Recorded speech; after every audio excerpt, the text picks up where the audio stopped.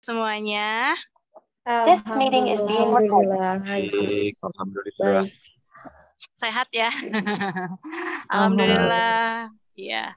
Di hari Sabtu ini kita sama-sama akan belajar kembali mengenai kegiatan terkait dengan latihan soal dan juga pembahasan seleksi akademik pretest PPG mata pelajaran bahasa Indonesia yang kita sama-sama akan bahas pada pertemuan kali ini di bagian kedua. Kalau kemarin Bapak dan Ibu sudah kita sama-sama belajar tentang pembelajaran pedagogik dan hari ini kita akan lanjutkan ke kisi-kisi berikutnya. Izin share screen dulu.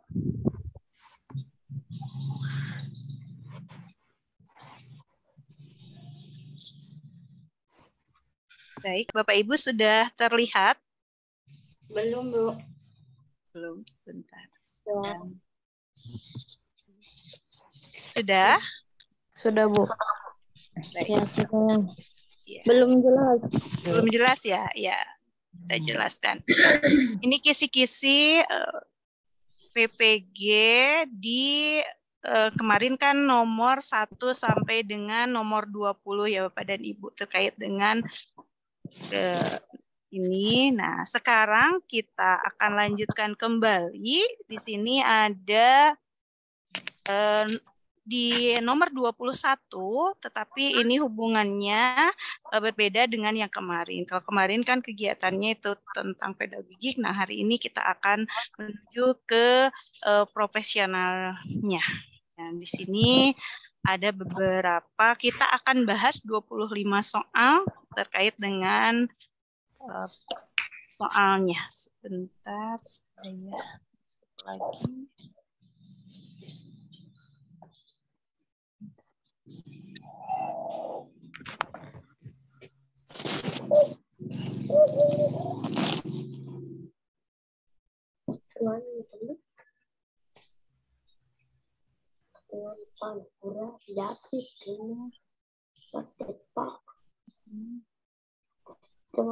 Sudah terlihat Bapak Ibu ininya PPT-nya? Sudah. Sudah, baik ya. Nah, ini tentang bagian kedua. Nah, di sini kita lihat ada soal yang pertama. Ini terkait dengan fenomena alam langka berupa munculnya awan di atas Gunung Rinjani ini menjadi viral dan titik-titik di media sosial Facebook. Tak hanya di Facebook saja, namun foto dari Gunung Rinjani yang titik-titik, tapi awan ini juga ramai di media sosial Instagram maupun Twitter. Kata yang tepat untuk melengkapi paragraf rumpang tersebut adalah, jadi Bapak dan Ibu ini akan memasukkan kata-kata yang rumpang ke dalam bentuk kalimatnya yang ada dalam paragraf tersebut. Silakan Bapak dan Ibu, kita sama-sama belajar yang akan menyampaikan pendapatnya, silahkan boleh. Jawabannya B, Bu. Bu. B, baik. B ya? Ya. Bukan. Apa jawabannya? Ada yang menyampaikan jawabannya B. Baik ya, kita lihatnya. Kata kuncinya adalah Bapak dan Ibu. Bapak dan Ibu bisa membaca kembali soalnya, kemudian kata rumpangnya dimasukkan. Misalkan, fenomena alam langka berupa munculnya awan bertopi di atas Gunung Rinjani ini menjadi viral dan di sini kan yang membedakan semuanya ya kecuali ada yang bertopi, di topi kan tidak mungkin ya. Untuk di topi kita hilangkan. Ini bukan. Untuk manopi juga tidak. Berarti ada dua pilihan nih antara B dan juga C. Nah, setelah itu di kalimat kedua ini kan ada kata dan titik-titik di media sosial Facebook. Ini juga sama ya di bagian keduanya, yaitu perbincangan. Di C juga sama perbincangan. Berarti kita tinggal memilih yang tiganya, yang lumpang ketiganya, betul. Namun foto dari Gunung Rinjani yang apa? Bermahkotakan atau dimahkotakan? Bermahkotakan. Betul. Bermahkotakan. Mengapa Bapak dan Ibu ada yang tahu? Silahkan. Mengapa bermahkotakan tidak dimahkotakan? Kalau dimahkotakan itu suatu bentuk kata kerja, jadi gimana ya? Dimahkotakan mah jadi suatu pekerjaan kayak dipakaikan gitu, Bu. Betul. Kalau bermahkotakan itu kalimat yang kata-katanya jadi dikerjai pekerjaan gitu ya, Bu ya? Ya. Jadi jawab betul pekerjaan. Ya, jadi betul ya Bapak dan Ibu, untuk jawaban soal ini jawabannya adalah B. Baik, kita lanjutkan kembali ke soal selanjutnya.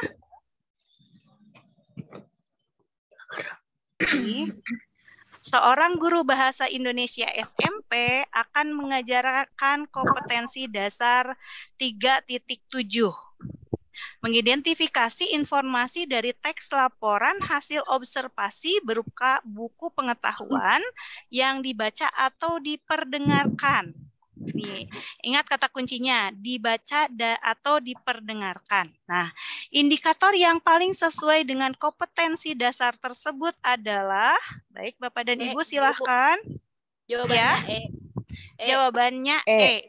Baik, jawabannya E. Alasannya Bu Imas? Kan, ya, kalau menurut saya di kata kuncinya tadi kan indikator yang paling sesuai dengan kompetisi dasar, sedangkan di kompetisi dasarnya itu mengidentifikasi informasi dari teks laporan hasil observasi. Jadi siswa mampu menyebutkan ciri, tujuan, dan isi teks laporan. Ya, betul. Betul ya Bapak dan Ibu, jawabannya E. Jadi tadi sudah disampaikan oleh Bu Imas mengapa jawabannya E. Jadi ingatnya adalah ke indikatornya. Jadi indikator itu merupakan penanda pencapaian kompetensi dasar yang nantinya ditandai oleh perubahan perilaku yang dapat diukur.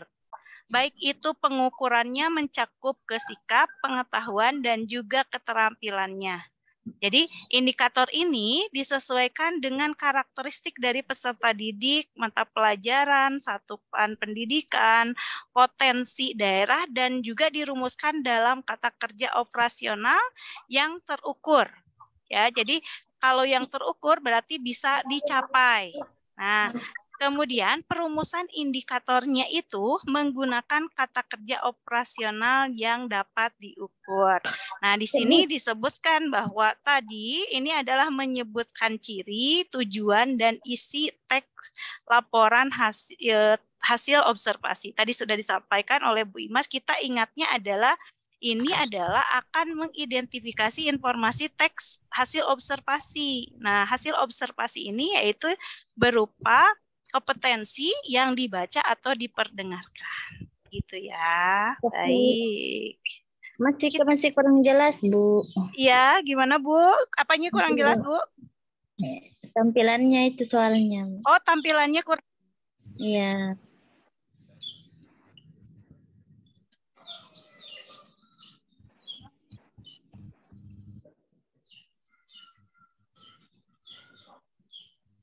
Warnanya hilang. Ya. Sudah, Bu? Ya. Sudah jelas tampilannya? Ya, Ibu. Sudah. Baik. Kita lanjutkan ya untuk soal yang ketiga. Nah, ini terkait dengan pembelajaran juga. Nah, dalam suatu kegiatan pembelajaran bahasa Indonesia, peserta didik mencermati topik yang menarik dan berada dalam konteks lingkungan sekolahnya. Ia kemudian mendata hal-hal yang perlu diketahui, kemudian mencari dan mengumpulkan informasi melalui observasi, wawancara, dan telaah pustaka, serta kemudian menuangkannya dalam bentuk laporan yang sudah disepakati. Nah, setelah selesai, kemudian menyajikannya secara lisan di depan kelas. Nah, pembelajaran tersebut itu menggunakan pembelajaran dengan menggunakan pendekatan apa. Nah, kemarin sudah kita bahas tentang macam pendekatan ya, Bapak dan Iya. Ibu kemarin ya. Baik. Jawabannya B, Bu. Silakan. Jawabannya saintifik. Baik, mengapa saintifik, Bu? Karena di sini siswa kan ditugaskan mencari terus mengumpulkan informasi melalui observasi berupa wawancara. Jadi di sini siswa juga dituntut untuk aktif. Jadi kalau menurut saya pendekatan yang paling cocok itu adalah saintifik. Dan karena di akhir setelah selesai kemudian menyajikan secara lisan. Jadi mengkomunikasikan setelah selesai melakukan kegiatan dia menginformasikannya gitu. Baik, terima kasih Bu. Iya ya, kemarin sebenarnya untuk pendekatan kita sudah sempat bahas ya berbagai macam pendekatan, baik itu pendekatan inquiry, scientific, discover learning, kemudian project ya, dan PBL kemarin ya. Baik, betul Ibu, jawabannya adalah saintifik. Tadi sudah disampaikan oleh Bu Imas bahwa oh iya pendekatan saintifik itu adalah pendekatan supaya para siswanya itu lebih aktif di dalam pembelajarannya. Nah, di dalam rumusan langkah pembelajaran untuk mewujudkan pemilihan pendekatan ini ada di Permendikbud nomor 22 tahun 2016. Nah, ini tentang standar proses dari pendidikan dasar dan menengah. Ini ada beberapa pendekatan ya. Di antaranya ada pendekatan saintifik, kemudian discover learning, kemudian berbasis masalah yang kalau saintifik tadi sebenarnya sudah disampaikan oleh Bu Imas. Jadi tahapannya itu meliputi adanya mengamati dulu, kemudian ada menanya, kemudian ada mengeksplorasi, kemudian ada mengasosiasikan dan juga mengkomunikasikan.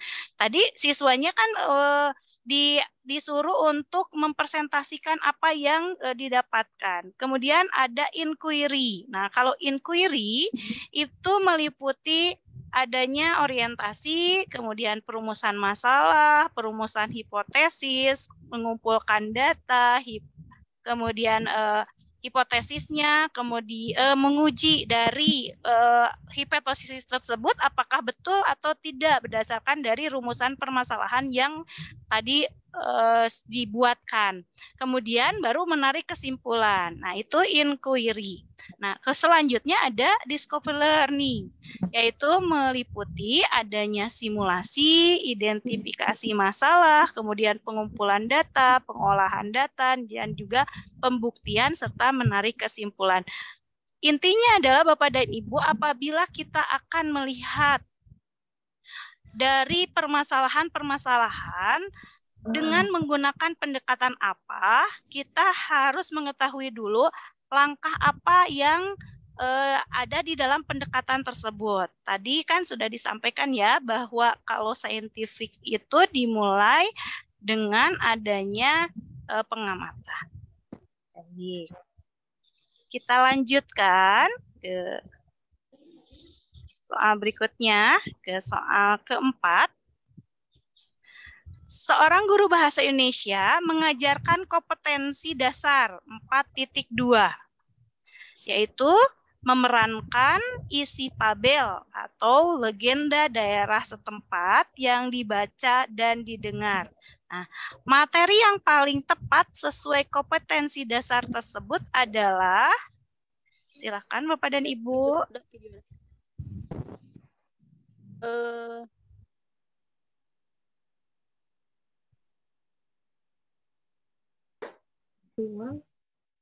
Nah, Ya, pengetahuan. Pengetahuan faktual kayaknya, Bu. baik. Pengetahuan faktual. Baik. Pak Ardian, pengetahuan faktual. Bu Imas, pengetahuan faktual. Baik, ada pendapat lain? Silahkan.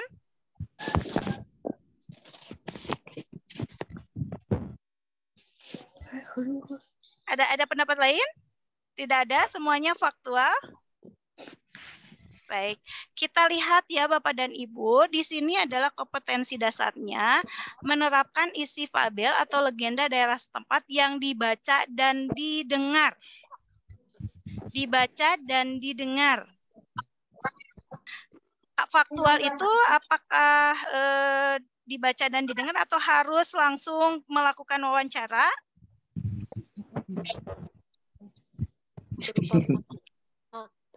Berupa fakta, baik.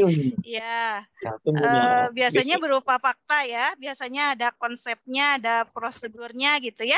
Baik. Iya. Alasannya ya. Ini yang paling tepat untuk materi kompetensi dasar ini ya Bapak dan Ibu. Ini adalah pengetahuan. Ya, ada ralat silahkan boleh. Antara dua Bu, antara A sama E kayaknya.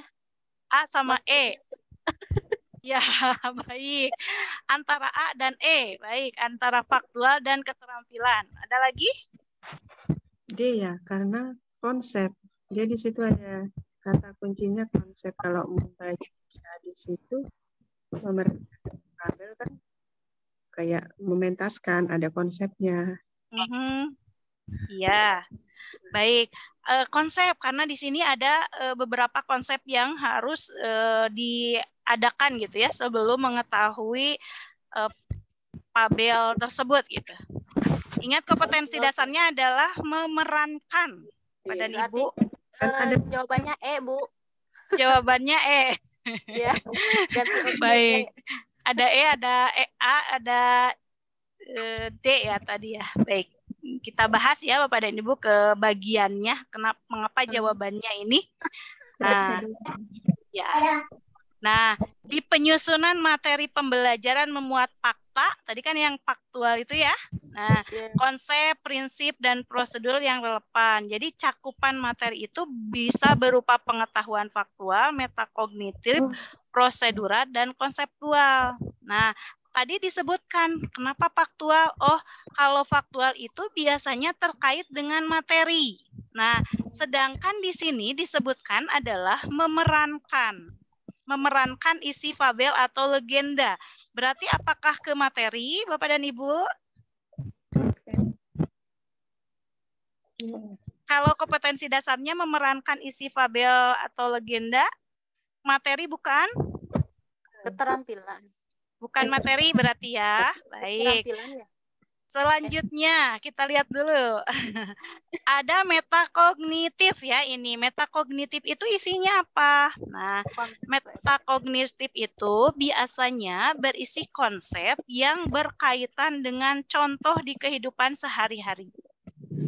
Nah, kalau metakognitif ini konsepnya adalah tentang kehidupan yang sedang dilaksanakan. Biasanya dalam drama ya Bapak dan Ibu kita suka ada kegiatan-kegiatan sehari-hari yang diperankan oleh siswa.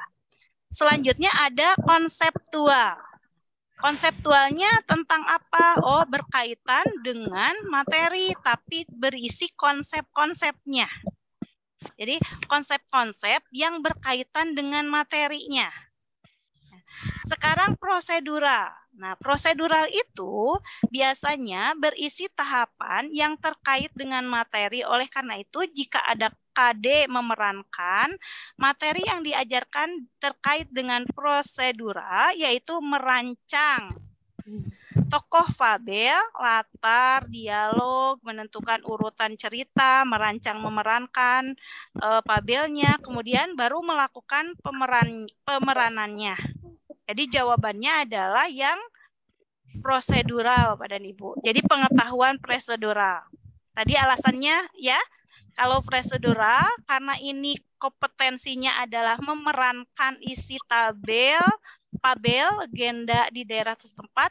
Jadi harus ada tahapan-tahapan yang dilaksanakan. Apa tahapannya? Tadi sudah disebutkan, selain materi, tentu saja ya, ada materi terlebih dahulu. Tadi konsepnya harus ada dulu tentang Pabel. Pabel apa yang akan nanti diperankan oleh siswa tersebut. Kemudian setelah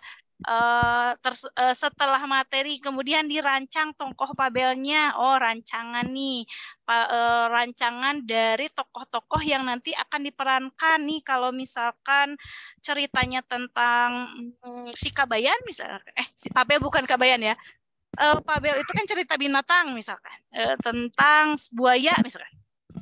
Nah, si Kancil, siapa aja tokoh-tokohnya seperti itu. Jadi jawabannya adalah prosedural, pengetahuan dari prosedural. Jadi ada tahapan-tahapan intinya gitu ya Bapak dan Ibu.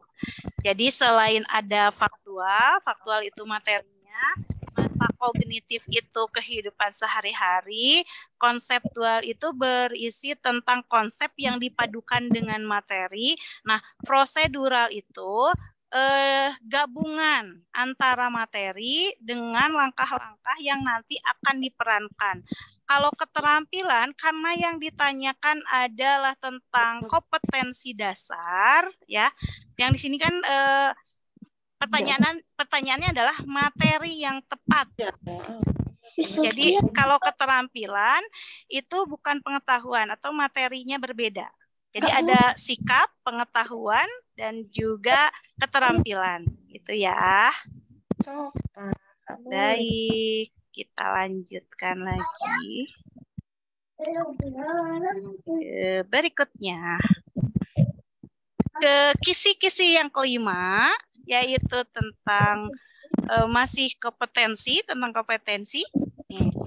Seorang guru bahasa Indonesia SMP akan mengajarkan kompetensi dasar 3.7. Mengidentifikasi informasi dari teks laporan hasil observasi berupa buku pengetahuan yang dibaca atau diperdengarkan. Media yang paling sesuai untuk mencapai kompetensi dasar tersebut adalah media apa? Silakan Bapak dan Ibu.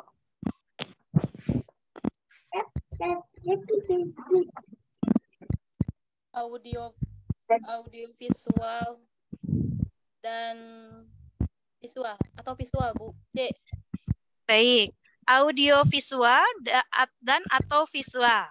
Baik, alasannya di sini kan guru akan mengajarkan kompetensi dasar berupa mengidentifikasi informasi dari teks laporan hasil observasi. Jadi kuncinya yaitu berupa buku pengetahuan yang dibaca atau diperdengarkan. Jadi kalau misalnya yang dibaca berarti visual, kalau misalnya diperdengarkan atau dibaca dan didengarkan itu berarti audio visual. Jadi kalau saya melihatnya dari kata kunci, jadi dari kunci antara diperdengarkan dan dibaca atau dibaca. Baik, terima kasih Bu Novi. Ya. Imas Ibu. Oh iya Bu Imas ya. Bu Imas ya. Iya ya Bu Imas. Terima kasih Bu Imas ya. Tadi sudah ini ya, sudah baik ya jawabannya, yaitu lihat kata kuncinya. Jadi Bapak dan Ibu, apabila ada soal-soal seperti ini, Bapak dan Ibu tinggal lihat saja kata kuncinya. Sepertinya Bu Imas ini sudah paham. Nih, cari kata kunci dulu. Kalau sudah ada kata kunci, kita pasti bisa jawab soalnya. Oh, ini kuncinya ini, maka jawabannya betul ya. Jawabannya adalah yang C. Kita bahas mengapa jawabannya C. Nah, kita tadi ini ada beberapa jenis media yang digunakan dalam pembelajaran. Ya, tentu saja ya, ada media visual. Biasanya media visual itu berupa bentuk media yang memiliki bentuk fisik nyata yang dapat dilihat, dibaca, dan diraba. Nah, jika dibandingkan dengan media-media pembelajaran lainnya, maka media visual cenderung lebih mudah untuk ditemukan. Nah, media visual itu ada apa saja? Pokoknya yang bisa kita lihat ya, ada gambar, ada foto, ada buku, ada majalah, alat peraga, dan lainnya. Kemudian ada media audio. Nah, media audio itu berarti media yang dapat diakses melalui organ pendengaran. Nah, apa saja nih dia media dari audio itu? Nah, Bapak dan Ibu bisa dengan suara, bisa dengan lagu, dengan siaran radio, CD, atau lain-lainnya yang bisa diperdengarkan kepada peserta didik kita. Selanjutnya ada media audiovisual. Nah, kalau audiovisual itu biasanya ya jenis media yang mencakup keduanya, didengarkan dan dilihat. Misalkan bisa televisi, kemudian pertunjukan drama, teater, film layar lebar. Malah sekarang kita sebenarnya bisa membuat PowerPoint sendiri untuk bisa dijadikan media pembelajaran audiovisual kepada peserta didik kita. Nah, jadi audiovisual itu bisa kita buat sendiri ya Bapak dan Ibu. Nah, tadi sudah jelas ya. Intinya adalah bahwa yang jawabannya adalah C, audiovisual dan atau visual. Tadi kata kuncinya di sini mengidentifikasi informasi dari teks laporan hasil observasi berupa buku pengetahuan dan kemudian yang dibaca atau diperdengarkan. Baik. Lanjutkan. Berikutnya. Seorang guru akan mengajar kompetensi dasar 4.6, 4.8. Mengembangkan cerita rakyat, hikayat ke dalam bentuk cerpen dengan memperhatikan isi dan nilai-nilai. Nah, kita ke sumber pembelajaran. Kalau barusan ke media pembelajaran, sekarang ke sumber pembelajaran. Sumber pembelajaran yang tepat untuk kompetensi dasar ini apa? Silakan Bapak dan Ibu. Sumber belajarnya.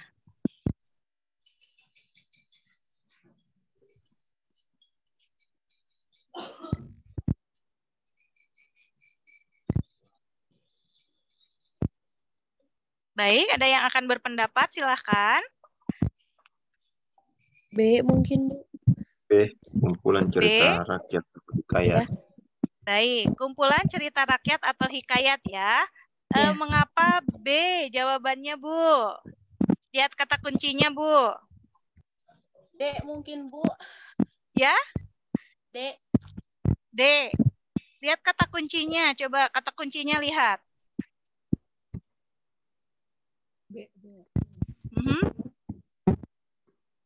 Dalam bentuk cerpen dengan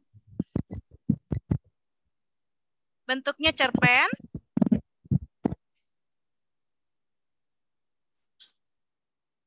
cerita rakyat ya, isi dan nilai cerita rakyat ya, mengembangkan cerita rakyat. Nih, mengembangkan, kata kuncinya mengembangkan cerita rakyat atau hikayat ke dalam bentuk cerpen. Berarti sumbernya apa, Bu?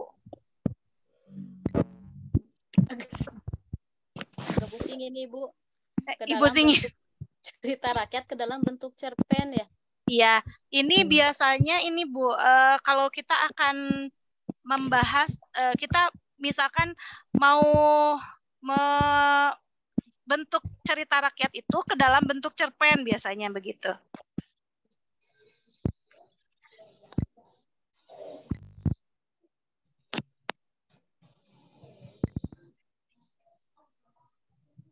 Ya. Sumber belajarnya, sumber belajar yang paling sesuai.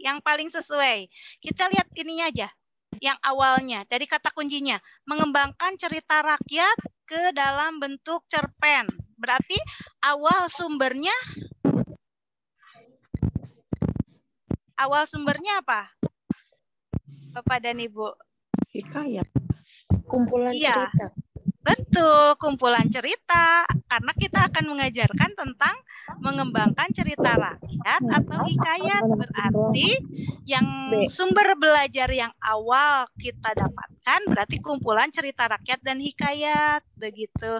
Jadi jangan dulu ke cerpennya, tetapi lihat ke kompetensinya. Mengembangkan cerita rakyat, oh iya, berarti sumber belajar yang akan kita yang akan kita cari, maka adalah kumpulan cerita rakyat. Baik. Apa itu sumber belajar? Nah, sumber belajar itu biasanya berupa isi bahan-bahan pelajaran ya Bapak dan Ibu. Biasanya ada buku bacaan atau semacamnya. Jadi sumber belajar itu bisa dari segala daya yang dapat dipergunakan untuk kepentingan pembelajaran. Dari proses pembelajaran supaya peserta didik itu bisa lebih mudah untuk mengetahui pembelajaran apa yang sedang kita lakukan. Jadi lebih memudahkan kita. Nah, sumber belajar itu bisa diklasifikasikan. Ada apa saja? Yang pertama adalah bisa dari pesan, bisa dari orang, bisa dari bahan, bisa dari alat, teknis, lingkungan. Nah, itu sumber-sumber belajar. Sumber-sumber belajar yang bisa kita pergunakan untuk kegiatan pembelajaran kita. Jadi sumber belajar itu sebenarnya bukan hanya dari buku saja, karena kan kita selalu fokusnya sumber belajar buku gitu. Padahal sumber belajar itu bisa diambil dari orang. Misalkan kalau Bapak dan Ibu akan membahas tentang cerita rakyat misalkan. Nah, bisa ke orang-orang yang sudah awal mengetahui cerita rakyat tersebut, bisa bertanya begitu. Jadi selain ke buku gitu ya Bapak dan Ibu. Baik, kita lanjutkan ya ke soal berikutnya. Ya, silakan dibaca Bapak dan Ibu. Ada yang akan membacakan supaya lebih interaktif?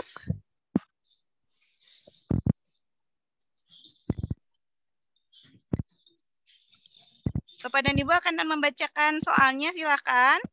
Boleh Bu, saya. Boleh, silakan Bu. Bu Novi. Ibu Imas. Oh, Bu Imas, kenapa ini teh suaranya kayak Bu Novi? Iya, baik Bu Imas. Setelah siswa menyimak video pembacaan puisi, guru meminta siswa untuk menemukan dan menjelaskan penggunaan rima, pilihan kata, dan pesan dalam puisi tersebut. Siswa diminta menuangkannya dalam bentuk peta konsep. Hal tersebut dilakukan pada saat kegiatan. Dalam jawabannya dalam bentuk peta konsep, berarti jawabannya C ya Bu ya? Jawabannya C. Kegiatan inti pembelajaran. Baik, Bu Imas. Iya, betul ya Bu Imas. Inti pembelajaran. Jadi kenapa inti pembelajaran? Kita lihat saja, ini kan kegiatan pembelajaran semuanya. Jadi siswa menyimak video pembelajaran puisi, kemudian meminta siswa untuk menemukan dan menjelaskan penggunaan rimanya, pilihan katanya, pesannya. Berarti ini kan inti dari pembelajaran. Apa yang akan kita lakukan nanti di pembelajaran, begitu. Ya, baik. Ini ya. Jadi inti dari pembelajaran. Jadi sesuai dengan Permendikbud nomor 22 tahun 2006 tentang standar proses pendidikan dasar, ini ada beberapa pelaksanaan pembelajaran. Ada kegiatan pendahuluan, ada kegiatan inti, dan kegiatan penutup. Nah, kegiatan pendahuluan ada apa saja? Nah, kegiatan pendahuluan biasanya berisi menyiapkan peserta didik, kemudian memberikan motivasi, kemudian ada persepsi, biasanya ada absen ya Bu ya.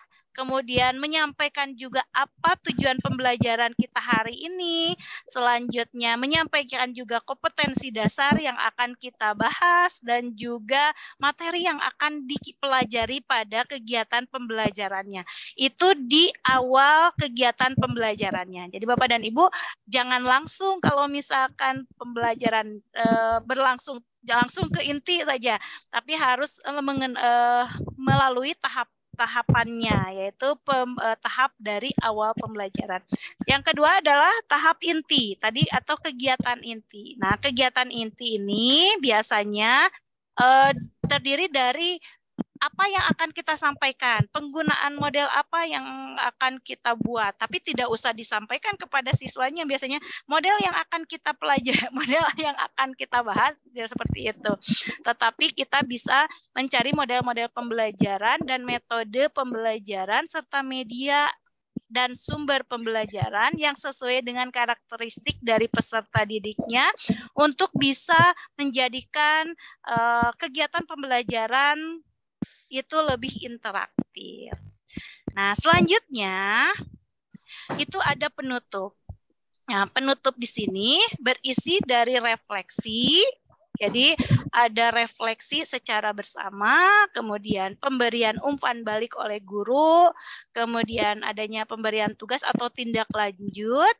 Selanjutnya ada pemberian informasi tentang rencana pembelajaran yang nanti akan dilakukan pada kegiatan selanjutnya. Selanjutnya kegiatan-kegiatan akhir. Nah, itu sesuai dengan Permendikbud nomor 22. Jadi tentang standar proses dari kegiatan pembelajaran, ada kegiatan awal atau pendahuluan, ada inti dan juga penutup. Baik, kita lanjutkan kembali.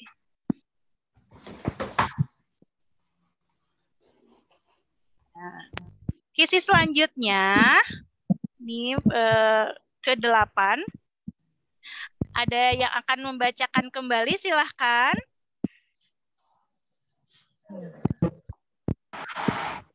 Ayo kita belajar bersama Bapak dan Ibu supaya, oh iya ini jawaban saya. Tadi kan kata Pak Andri sudah disampaikan ya.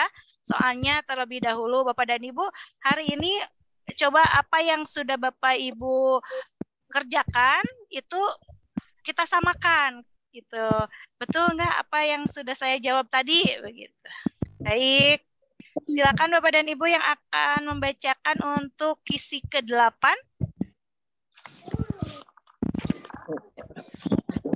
Baik. Bu siapa? Bu Hasriani mau mencoba, silakan Bu.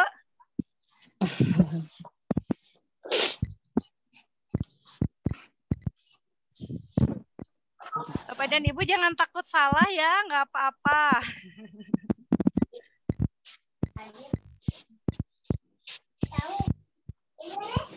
Silakan. Boleh Bu Imas lagi? Boleh Bu Imas lagi. Bu Imas ini mendominasi nampaknya.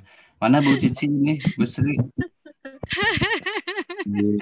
Jadi Bapak cek di sekolah nggak aktif.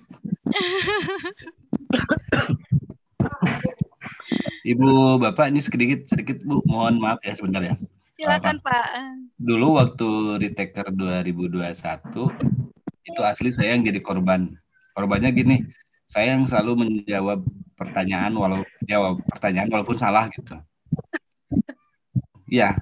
Dan kadang ya nggak apa-apa salah juga. Tapi kan justru dari ada yang salah itu kita jadi tahu jawaban yang benar gitu. Itu maksudnya. Jadi Ibu Bapak nggak apa-apa, jangan malu-malu. Oh ternyata jawaban saya salah ya, bukan berarti Ibu Bapak nggak tahu, karena memang belum tahu aja gitu. Ya, jadi silakan dijawab sekemampuannya aja, cuek aja nggak apa-apa. Kalau nanti jawabannya salah, di sini nggak akan ada yang menyebutkan, wih si Ibu itu mah nggak bisa jawab, nggak akan gitu kan. Jadi santai saja. Justru lebih dengan seperti itu, Ibu Bapak ini akan lebih belajar itu. Silakan lanjutkan Bu. Baik, terima kasih. Ya, silakan Bapak dan Ibu, kita sama-sama belajar ya. Jangan saya saja yang membacakan soal supaya kita tahu ini jawaban yang Bapak dan Ibu sudah buat ini sudah betul atau masih harus diperbaiki. Silakan. Soalnya sulit, masih belum bisa. Oh, soalnya masih sulit. Baik. Gak apa-apa, Bu. Gak apa-apa, Bu. Jangan takut salah. Tidak apa-apa salah juga. Kata kunci itu gimana? Gitu loh. Cara mencari kata kunci. Itu soalnya itu antara C sama B. Itu di situ kan karakteristik unsur dan kaidah kebahasaan dalam teks drama. Berarti yang diminta di situ yang bukan. Yang bukan. Iya, betul. Bingungnya antara C sama B, di situ menyimpulkan karakteristik unsur dalam teks drama. D menyimpulkan karakteristik kaidah bahasaannya. Berarti C ya, Bu? Baik, menurut Bu Novi ini opsinya adalah yang C atau D begitu ya. Ada pendapat lain silakan Bu Imas, bagaimana Bu? Di sini kan kata kuncinya yang bukan ya Bu ya. Ya. Sedangkan di keterangannya itu adalah menyusun. Berarti kalau menyusun itu berupa hasil siswa itu menulis gitu. Jadi kalau menurut saya jawabannya adalah E. Menulis teks drama dalam bentuk naskah dengan memperhatikan unsur dan kaidah kebahasaan. Baik, terima kasih. Bukan ya? Ya itu kayaknya ya. Baik, terima kasih Bu Imas. Baik.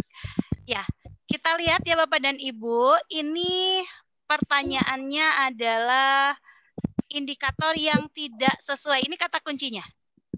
Berikut ini indikator yang tidak sesuai untuk kompetensi dasar. Berarti tidak sesuai. Di KD-nya yaitu tentang pembelajaran drama untuk menelaah karakter, unsur, dan kaidah kebahasaan. Berarti kalau menelaah dan unsur kebahasaan berarti itu betul. Yang A kita lihat, mengidentifikasi karakter unsur teks drama itu sudah pasti benar. Ya, selanjutnya yang kedua, mengidentifikasi karakteristik kaidah kebahasaan itu juga sudah pasti benar. Kita yang carinya yang tidak sesuai ya Bapak dan Ibu. Selanjutnya, menyimpulkan karakteristik unsur dalam teks drama. Apakah menyimpulkan termasuk ke dalam menelaah karakter? Termasuk, betul. Menyimpulkan termasuk ke dalam menelaah dari karakter. Jadi menyimpulkan yang C dan D berarti betul. Berarti yang salahnya adalah yang E. Begitu, Bu Novi sudah ada gambaran, Bu, sekarang? Ini kita nengok kata kunci ya, Bu? Iya. Ingatnya adalah ke kata kuncinya. Cari kata kunci yang tepat. Kalau kita cari pertanyaannya, kata kuncinya apa, baru kalau misalkan yang salah, itu dihilangkan, kita cari yang benarnya. Begitu ya. Baik, ini betul ya jawabannya yang E. Ya.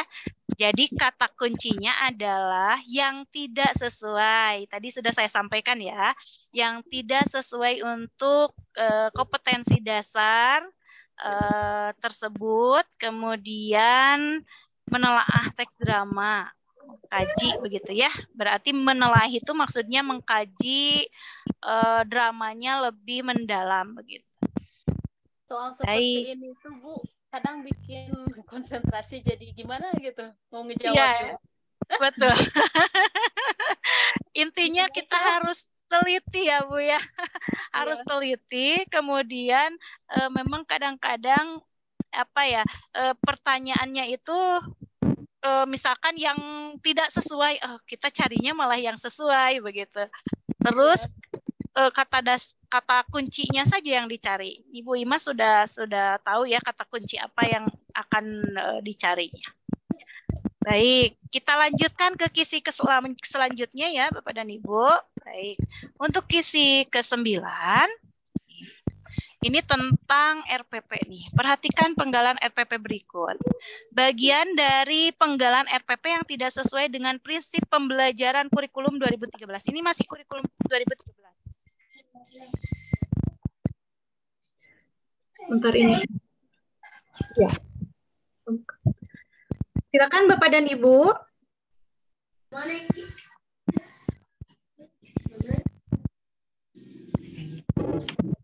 Ini kurikulumnya, kita kan sekarang ada kurikulum 2013 dan juga kurikulum Kurmed ya Bu, kurikulum Merdeka. Bapak dan Ibu, apa suara saya jelas? Jelas. Soalnya saya tidak pakai headset. Headsetnya. Baik, sekarang kan kita pembelajaran itu masih ada sekolah yang menggunakan kurikulum 2013 dan juga kurikulum Merdeka. Jadi belum semua ya Bapak dan Ibu, pertanyaannya memang masih ada yang masih ada yang kurikulum 2013. Nah, silakan Bapak dan Ibu, ingat kata kuncinya tidak sesuai dengan prinsip pembelajaran kurikulum 2013. Jawabannya E, Bu. Jawabannya yang E. Baik, ada pendapat lain? Ya, baik. Betul ya, jawabannya E. Kita berarti harus tahu di sini tentang standar proses pendidikan dasar yang ada menurut RPP 2013. Sesuai dengan Permendikbud nomor 22 tahun 2016. Ada apa saja di dalam RPP itu? Nah, yang pertama adalah ada identitas sekolah atau nama sekolah satuan pendidikan. Yang kedua, yaitu ada identitas mata pelajaran atau tema atau subtema ya, kalau misalkan di kurikulum 2013 itu.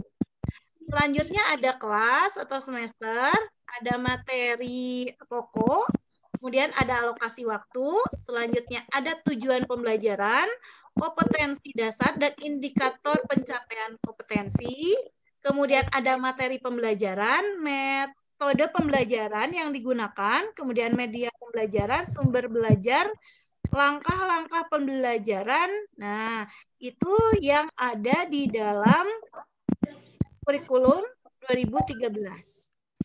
Nah, sedangkan di sini yang diminta adalah yang tidak sesuai dengan prinsip pembelajaran pada kurikulum 2013. Karena begini Bapak dan Ibu, kalau misalkan di kurikulum Merdeka sebenarnya lebih sederhana ya. Tidak harus memuat banyak untuk pembuatan modul pembelajaran. Kalau misalkan kurikulum 2013 itu menyebutnya RPP, kalau di kurikulum Merdeka itu menyebutnya adalah modul pembelajaran. Nah, di modul pembelajaran ini biasanya lebih disederhanakan. Baik, kita lanjutkan. Selanjutnya, ada yang akan mencoba untuk menjawab atau membacakan? Silakan.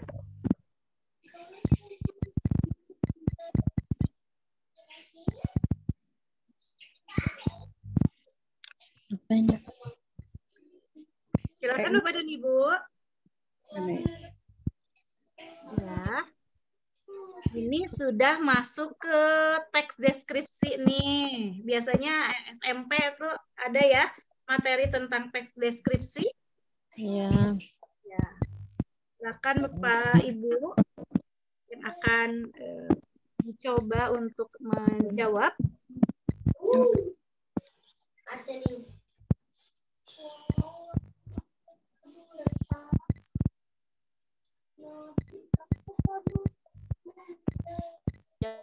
Jawabannya bukan Bu, atau dibaca Ya, soalnya. Boleh membaca soal, boleh. Silahkan. Saya baca soalnya boleh, Bu? Boleh.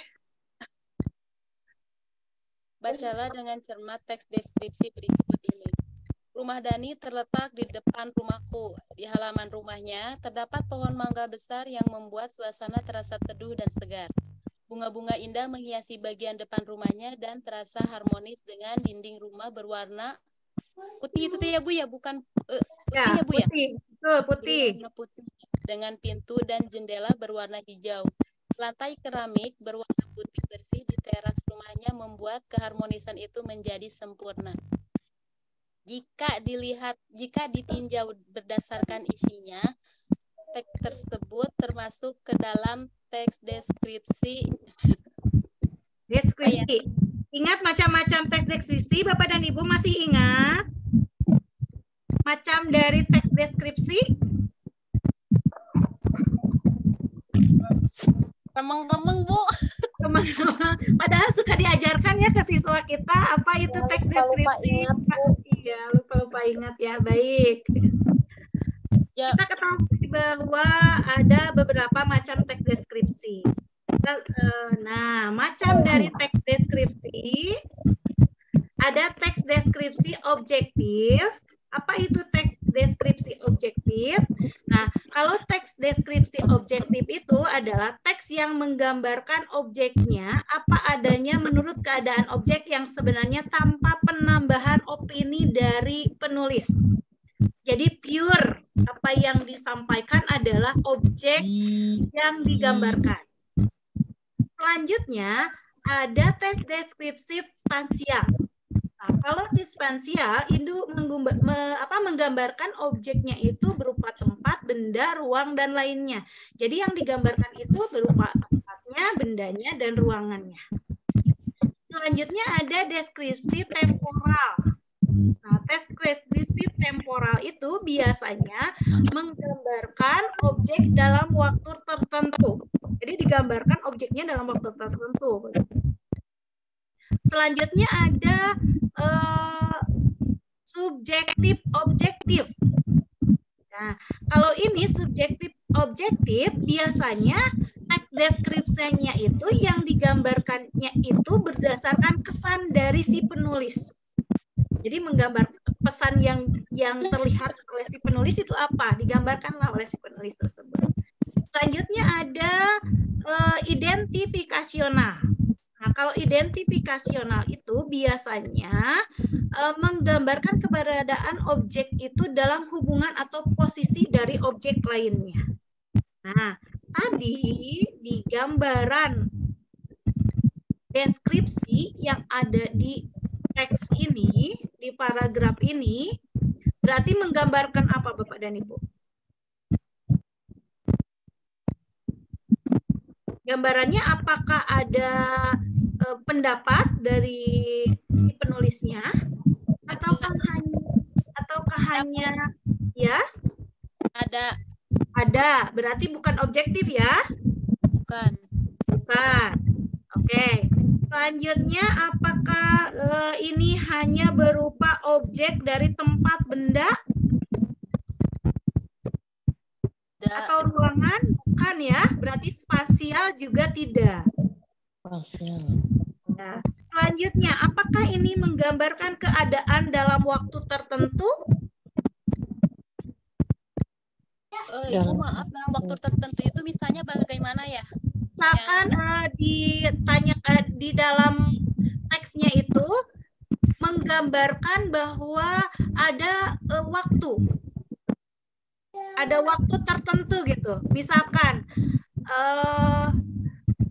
pada liburan di tanggal berapa saya pergi ke, nah seperti itu Bu. Jadi ada temporalnya, waktunya ada gitu yang akan menggambarkan keadaan menggambarkan dari ruang tersebut. Ini ada temporalnya, ada waktunya? Tidak ada. Berarti bukan juga kan? Nah, selanjutnya. Subjektif, apakah hanya berupa kesan dari si penulis tentang gambaran hal tersebut? Tidak ya. Udah ya. Sekarang kita ke identifikasional. Kalau identifikasional itu biasanya menggambarkan keberadaan objek, kemudian dihubungkan dengan posisi objeknya. Iya. Ya, Iya. betul. Jadi Ya, betul. jawabannya identifikasional. Begitu. Ya. Cuman kadang-kadang kita itu kalau menerangkan ke siswa hanya ini nih macam-macam paragraf, ada deskripsi, persuasif, narasi, argumentasi. Sebenarnya kan deskripsinya itu banyak jenisnya gitu. Ya. Gitu ya Bapak dan Ibu. Ya karena dasar ya, karena yang disampaikan ke siswa itu baru ke dasarnya. Di deskripsi itu sebenarnya banyak macamnya. Ini ada 5 macam teks deskripsi. Mengingatkan saja Bapak dan Ibu sebenarnya sudah pernah dibahas, sudah pernah. Baik, kita lanjutkan ke gizi selanjutnya. Tentang afiks ya Bapak dan Ibu, silahkan.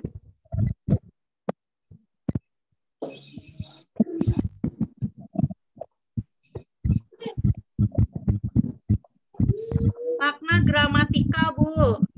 Silahkan. Lebih dari 1. Gramatikalnya lebih dari 1.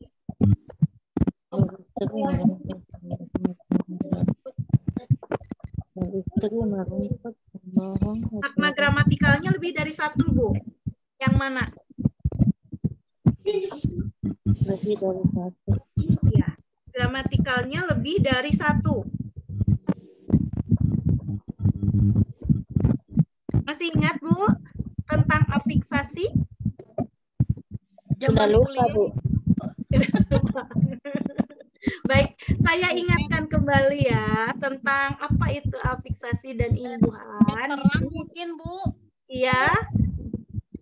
Ini ya, Bu ya, gramatikal diartikan sebagai dengan biasanya perubahan kata ya, proses afiksasi, reduplikasi, komposisi, kalimatisasi. Pokoknya makna gramatikal itu biasanya adalah konteks ya. Jadi berkenaan dengan situasi, tempat, waktu. Nah, pemakaian gramatikal itu bisa berubah-ubah, Bu. Jadi berdasarkan kepada urutan tata bahasa. Begitu.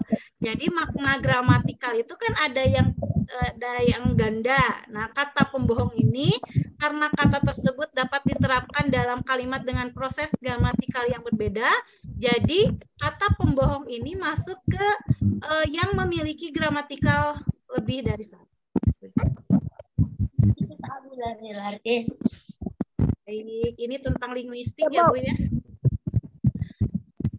Kita lanjutkan ke kisi ke selanjutnya, yaitu tentang kalimat majemuk, Bu.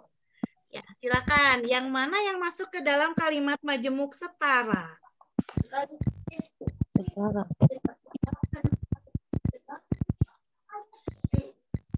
Kalimat majemuk itu kan ada kalimat majemuk setara dan kalimat majemuk bertingkat ya, dan campuran. Ada 3. Nah, yang ditanyakan adalah kalimat majemuk setara.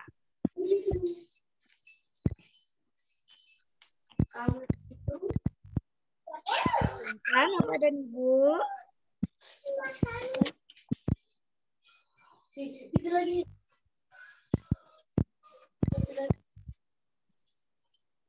Ingat di kalimat majemuk itu ada konjungsi atau kata penghubungnya, Bu. B, Bu. B. Baik, betul ya, yang B.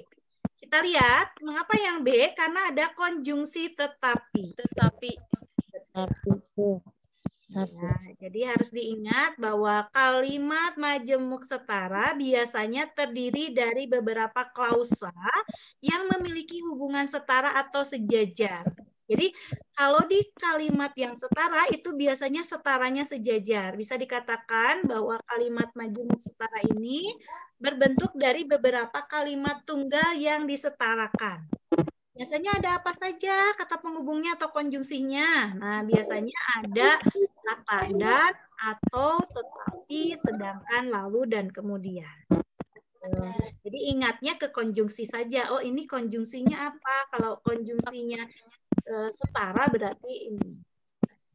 Baik, kita lanjutkan ke kisi berikutnya, yaitu tentang pola kalimat, Bapak dan Ibu. Baik, silakan Bapak dan Ibu. Ini tentang pola kalimat SPPL yang mana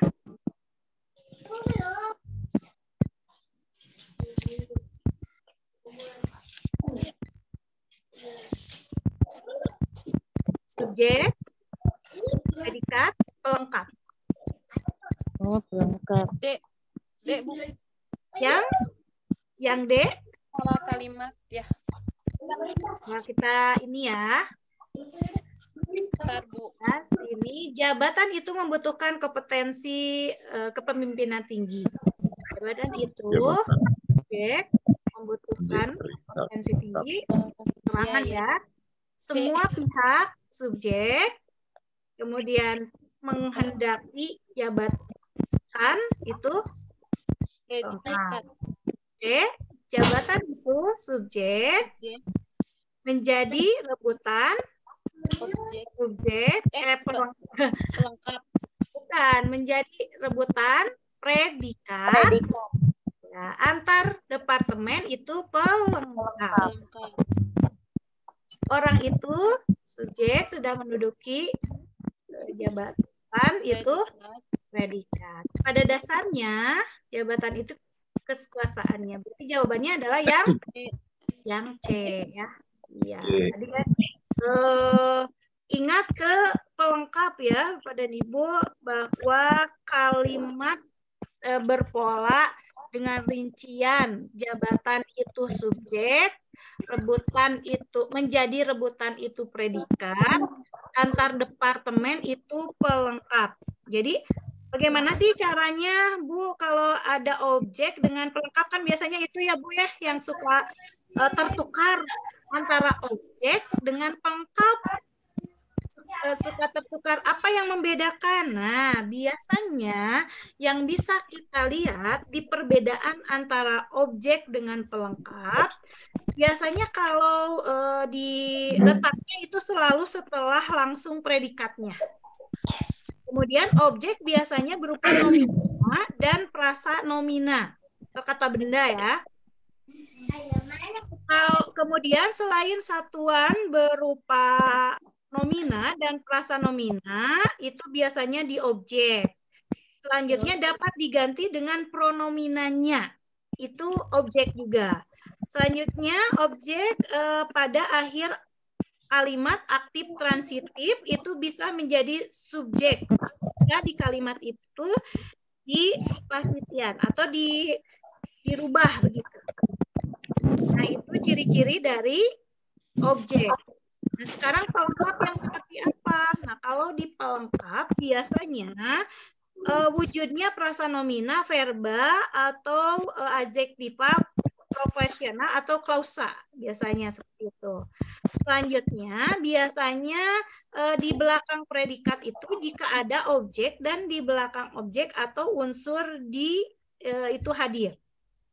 Pada menjadi subjek, menjadi penafsiran kalimat, dan dapat diganti dengannya kecuali dengan kombinasi preposisi. Jadi itu yang membedakan antara objek dengan predikat. Baik, itu tentang pola kalimat. Jadi nanti Ibu cari-cari lagi, Bapak dan Ibu cari-cari lagi, oh ini tentang keterangan gitu ya. Nah, sekarang kita lanjutkan ke soal selanjutnya, ke kisi ke-14. Silahkan dibaca Bapak dan Ibu, intinya adalah ke konflik. Jadi Bapak dan Ibu kalau misalkan ada soal seperti ini, baca dulu soalnya ya. Ini apa yang akan ditanyakan supaya nanti Bapak dan Ibu lebih mudah. Oh, ini kan yang ditanyakan adalah konflik yang terdapat dalam kutipan drama di atas baru ke dramanya gitu. Silakan.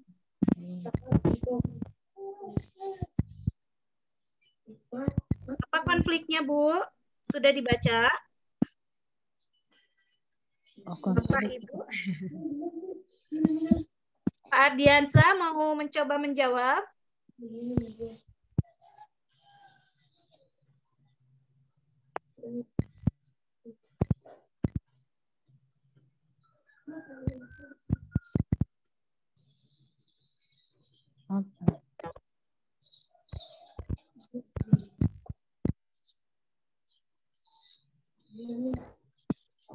Silakan.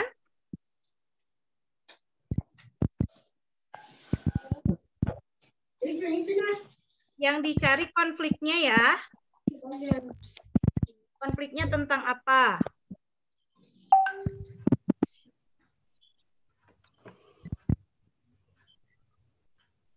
Silakan Bapak Ibu.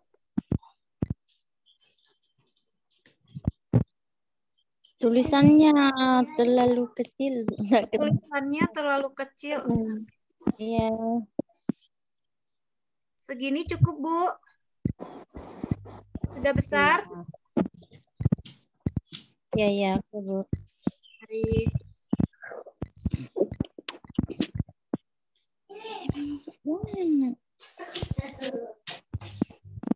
Jawabannya B, Bu. Jawabannya B. Baik. Ya. Jawabannya B, Bu. Warga merasa berat menyerahkan maling. Iya, konfliknya warga merasa berat menyerahkan kebanyakan adiknya sendiri. Ya, betul Bagian ya. B. B ya. Jawabannya betul, yang B. Betul Bapak dan Ibu. Intinya adalah kita cari pertanyaannya dulu, baru ke soalnya. Soalnya. Kita lanjutkan ke kisis berikutnya. Ya. Ini tentang bergerak di atas kohesif. kursi pada posisi paling tepat di posisi antar kalimat. Pak Adrian, silakan boleh dibacakan, Pak. Bacalah dengan cermat penggalan paragraf berikut. Legislator mengusulkan kepada Dinas Pariwisata Kota Surabaya agar semua bangunan cagar budaya di Kota Pahlawan diberi prasasti atau piagam yang ditulis pada bahan yang keras dan tahan lama.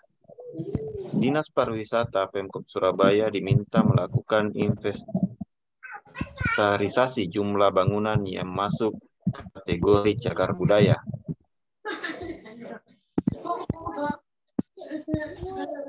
Pada posisi bla bla bla di atas, paling tepat diisi dengan konjungsi antar kalimat berikut. Ya, baik. Ini kan ada penggalan yang tidak ada ya Bapak dan Ibu. Di penggalan yang tidak adanya, Bapak dan Ibu akan memberikan konjungsi yang mana? C, Bu. Yang C. Oke, ya betul. Yang C. Ya. Jadi konjungsi yang tepat untuk melengkapi paragraf yang diulang oleh karena itu. Kita lanjutkan ke kisi berikutnya, kisi ke-16. Ini masih ke kata verba ya, Bapak dan Ibu, silahkan dibaca. Kemudian lihat kata kuncinya adalah kata verba yang sesuai untuk melengkapi paragraf perumpangnya. Di sini ada titik-titik. Nah, ini adalah paragraf yang rumpang. Nah, paragraf yang rumpang ini Bapak dan Ibu akan jawab apa?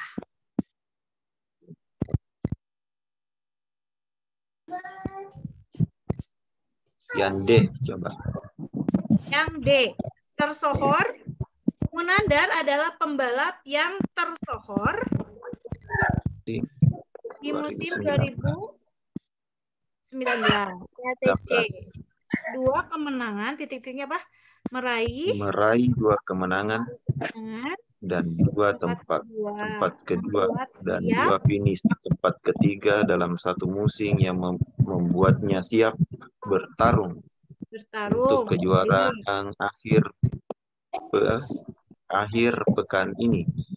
Ya. Film Baik. Film kata perba, ya terima kasih Pak Ardiansyah. Nah, untuk kata perba di sini kan ada 2, berarti ada 2 opsi ya dari yang ini. Ada menonjol, ada tersohor. Tersohor. Ya. Apa tersohor atau menonjol untuk perba? Tersohor. Perba ya, Pak dan Ibu. Untuk perba tersohor. Menonjol ya Bapak dan Ibu, iya. Jadi jawabannya B. Ini antara D dan B itu hampir sama ya. Cuman beda ya. Baik, kita lanjutkan ke kisi selanjutnya. Kisi ke-17 ini tentang kecuali ya Bapak dan Ibu. Mintanya kecuali. Berarti kalau kecuali cari yang salah. Yang salah. Ya, betul. Perhatikan isi yang kecuali.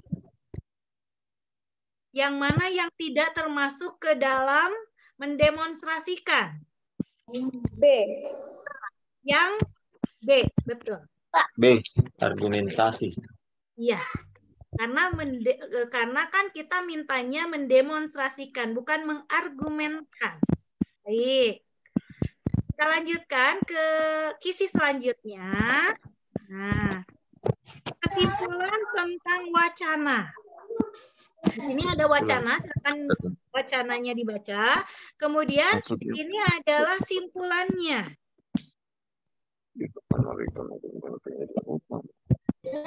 Tentang kekohesipan ya Bapak dan Ibu. Masih ingat kan tentang kohesif dan koherensif?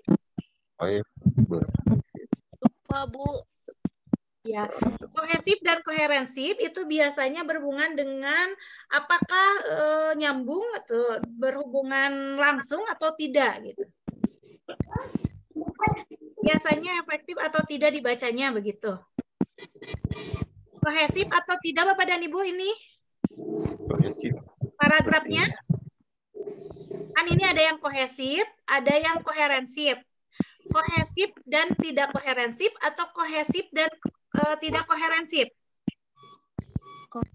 Nyambung atau tidak paragrafnya begitu. Nyambung ya? Nyambung. Nyambung. Berarti kohesif dan Koheren. Ya, koheren ya, betul. Baik, kita lanjutkan ke soal selanjutnya. Ini tentang kalimat majemuk bertingkat.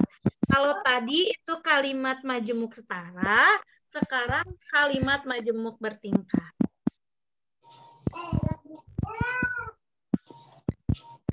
Penggantinya adalah pengganti subjek ya, Bapak dan Ibu.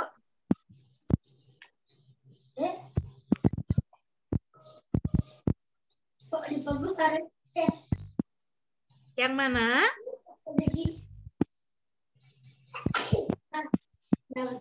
Kalimat majemuk bertingkat dengan anak kalimat pengganti subjek. Orang yang berjuang pada masa penjara, Ibu. Ya. Ibu mengunjungi keluarga. Model soal seperti inilah yang sulit nih Bu. Mohon penjelasannya. Oh iya, baik.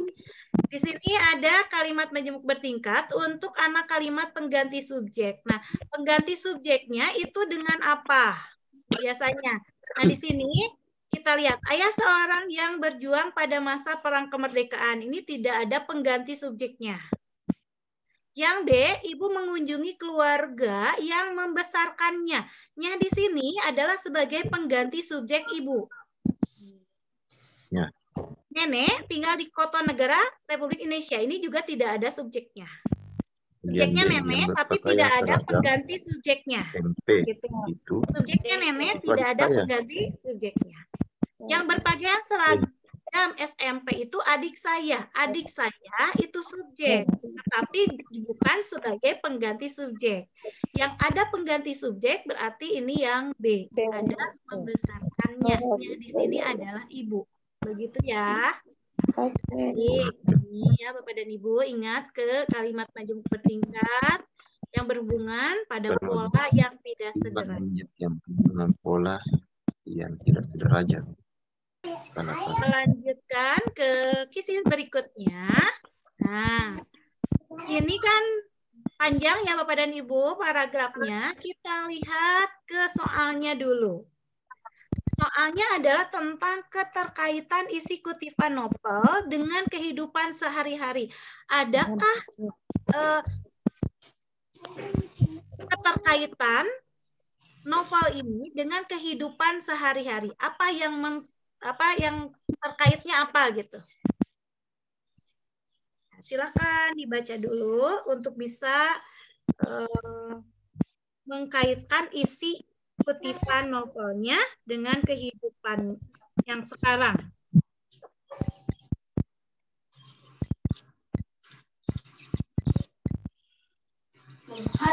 Sudah ketemu Bapak Ibu? Kata kuncinya? Sebesar sedikit tulisannya, Bu. Ya, baik.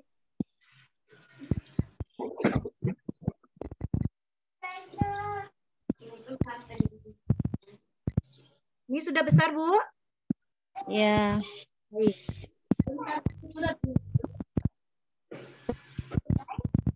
Berkaitan tentang isi novel, tentang kehidupan sehari-hari ya.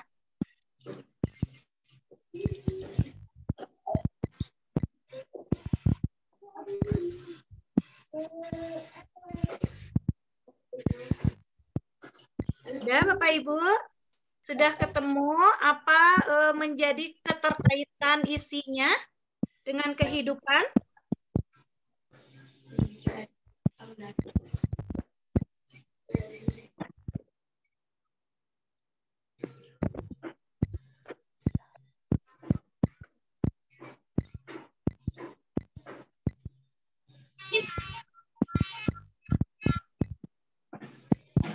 Mana itu? Lama. Ya? Sudah? Baik? Ada yang akan berpendapat Bapak dan Ibu, silahkan.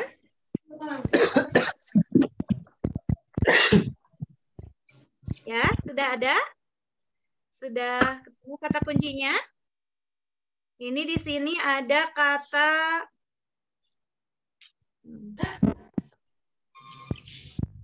jika itu sebuah banteng, maka banteng itu rapuh, rontok seketika.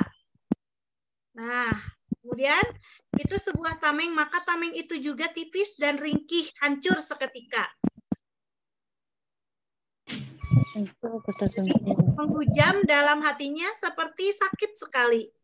Sama seperti yang kurasakan saat pertama kali membacanya, hanya bisa menatap kosong. Berarti si tokoh itu kan tidak bisa melupakan ya. Tidak bisa melupakan apa yang sudah terjadi di dalam kehidupannya yang lalu. Jadi jawabannya yang mana, Bu, Bapak? Yang C. C. Betul, C ya. Karena di sana diungkapkan bahwa tidak bisa melupakan hal-hal buruk yang sudah terjadi di masa lalunya. Walaupun dia sempat bekerja begitu ya. Baik, kita lanjutkan ke soal kisi selanjutnya, kisi ke-21. Ini masih tentang konjungsi. Konjungsi yang tepat untuk melengkapi paragraf yang rumpang.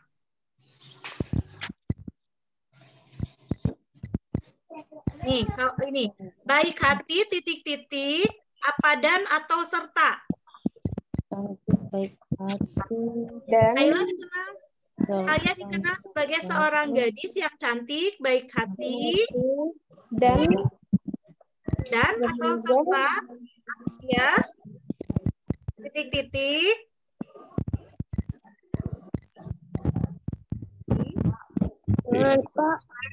serta ya. Yang A ya, yang A ya. Kayla dikenal sebagai seorang gadis yang cantik, baik hati, serta mudah bergaul. Namun hari itu ia berubah menjadi sosok pendiam dan pemarah. Ya, betul. Oke, jadi jawabannya adalah yang A. Kita gabungkan aja, Bu, Bapak, kalau konjungsi itu sebenarnya yang bisa masuk koheren ke paragraf yang ada. Nah, sekarang ke kalimat efektif. Ingat ke kalimat efektif. Kalimat efektif. Kita bahas ya. Yang nomor 1. Kamera yang terpatri di smartphone Android atau iPhone sejatinya memiliki fungsi utama untuk dapat memotret objek atau perekam berbagai macam momen. Ini efektif tidak Bapak dan Ibu? Untuk dapat, nah siapa sangka kamera smartphone juga bisa dialih fungsikan sebagai kamera. Kamera ini biasanya digunakan memantau kondisi di dalam atau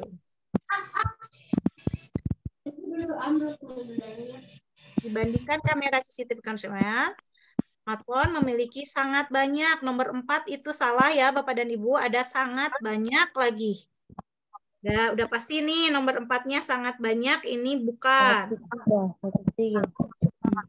Terus yang kamera biasanya digunakan untuk memantau kondisi di dalam atau sekeliling rumah. Bagian B.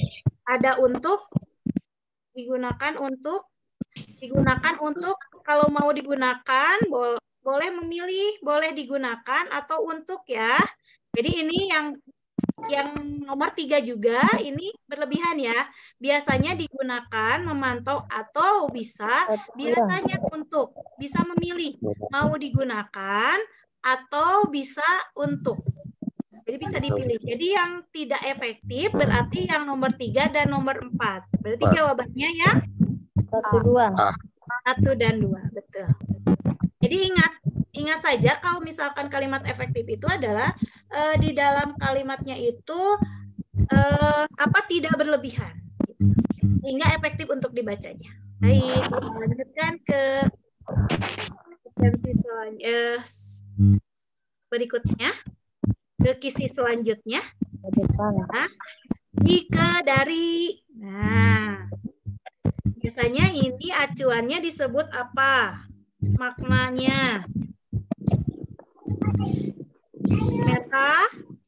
Primer bukan ya Bapak dan Ibu? Sekunder bukan juga ya? Bukan primer, sekunder bukan ya? Selanjutnya, yang C ada referensial dan non-referensial.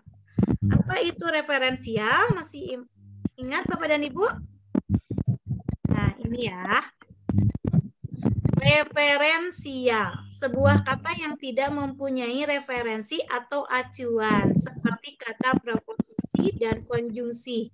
Juga kata tugas lainnya dalam hal ini kata preposisi atau konjungsi, serta kata fungsi lainnya hanya memiliki fungsi dan tugas, tapi tidak memiliki makna. Jadi referensial itu adalah memiliki makna, sedangkan kata depan di, ke, dari itu tidak memiliki makna. Berarti yang tidak memiliki makna itu namanya non-referensial. Ya, betul. Jadi non-referensial itu tidak memiliki makna atau tidak memiliki acuan. Baik, kita lanjutkan ke isi selanjutnya. Ini yang ditanyakan ke kohesi. Baik, silakan. Yang ditanyakan adalah salah satu pemakarsa kohesi yang terdapat pada kalimat kedua. Pada wacana di atas adalah, ingat kalimat kedua itu yang mana? Nah, dari pertama-tama mereka mengembangkan. Nah, sampai sini, Bu. Pertama-tama mereka mengembangkannya di Eropa, namun iklim di sana tidak cocok untuk tanaman kopi. Berarti ini orang pertama apa mereka itu? Mereka orang apa, Bu? Orang pertama, orang kedua, orang ketiga, apa? Ketiga. Nah, jamak? Mereka? Ketiga jamak? Iya, betul. Ketiga jamak. Maka ya, Bapak dan Ibu, ada aku itu tunggal, saya juga tunggal kan, dia itu orang kedua, yang mereka itu orang ketiga jamak. Baik, kita lanjutkan ke kisi selanjutnya.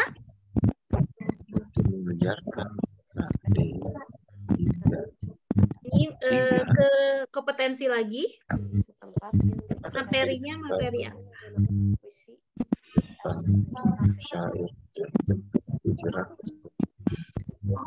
Itu kata kuncinya ya.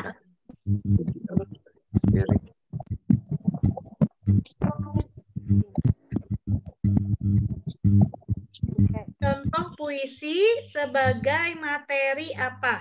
Contoh puisinya. Apa konseptual, faktual, prosedural, atau metakognitif? Ini tadi sudah dibahas ya Bapak dan Ibu tentang apa itu konseptual, apa itu faktual, prosedural, dan juga metakognitif. Berarti yang contoh puisi itu masuknya kemana?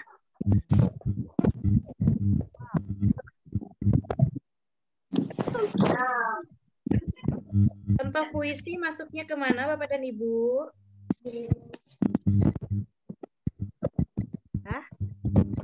Prosedural. Ke konseptual. Ya Bapak dan Ibu, baik. Contoh puisi masuknya ke konseptual. Kenapa ke konseptual? Karena ini hubungannya dengan materi yang akan digunakan. Baik Bapak dan Ibu, itu ya. Jadi jawabannya adalah konseptual. Baik, terima kasih Bapak dan Ibu hebat semuanya. Nah, salam sehat, salam bahagia, semoga sukses ya Bapak dan Ibu, tetap semangat untuk belajarnya. Dan silakan buka kembali buku-buku tentang linguistiknya ya Bapak dan Ibu. Baik, saya kembalikan ke Pak Andri. Terima kasih ya Bapak dan Ibu. Baik, terima kasih Nanti ya Bu. Bu Aini atas fasilitasinya pada kesempatan siang hari ini. Ibu Bapak sekalian, tadi ke akhirnya ke sini nih agak rumit-rumit ya nampaknya. Soalnya ya Ibu Bapak ini nampaknya harus ya mohon maaf gitu ya, mungkin harus banyak membaca lagi tentang tadi yang Ibu Aini sampaikan itu tentang linguistik itu. Karena memang yang namanya bahasa ini pasti keluar gitu materi-materi seperti itu. Kalau materi-materi seperti antonim, sinonim, homonim itu sudah saya yakin sudah sakata banget ya, sudah tahu lah gitu kalau nulis seperti itu. Cuma untuk pemahaman yang tadi itu tentang teks deskripsi dan yang lain-lainnya ini memang harus dipahami juga gitu. Jangan sampai nanti itu ada keluar soal dan akhirnya mentok gitu ya. Tapi kalaupun mentok nanti mudah-mudahan ada gambaran gitu tadi bagaimana sih cara mengerjakannya. Gitu. Nah itu Ibu Bapak sekalian, terima kasih ya untuk